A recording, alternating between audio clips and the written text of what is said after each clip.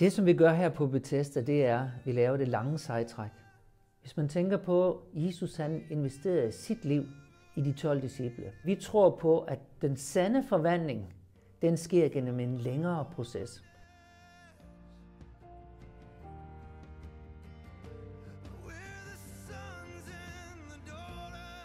Vi er til samtaler en gang i ugen, og det hjælper jo utrolig meget. Man har jo meget fællesskab herude, og man får sine følelser tilbage igen. Man viser ens datter, ens mor og far kan mærke, at man har kærlighed i sig igen, og viser det til dem, og de kan se, at det er virkeligt, at det ikke er noget overfladisk, man kommer med.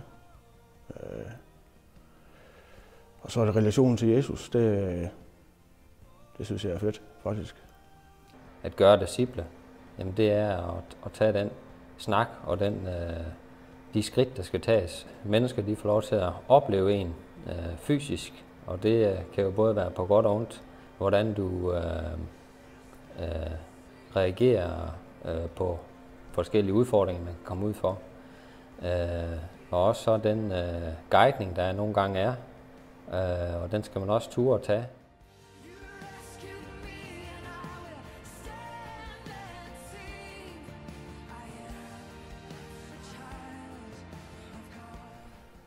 Men så kom jeg herud på Bethesda, og der får man også en hel masse læse der, men så får man noget andet fylde på med de kristne værdier og en vis Herre Jesus.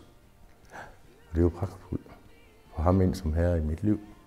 Det vi gør på Bethesda, at det kan bruges i et vist omfang også i kirken. Fordi hvis vi tænker på, at vi investerer individuelt i enkelte mennesker, måske en eller to, hvor du lægger dit liv ned og tjener ind 1 til 2 år. Jeg tror, at det er med til at rykke. Jeg har arbejdet med ca. 380 mennesker. Og ud af de 380 mennesker, så gennem de ca. 35 år, jeg har været på Bethesda, der er der en lang række af dem, som i dag er stærke søjler i Guds rige, er disciple og som er vidner omkring Guds forvandlende kraft, også i Danmark.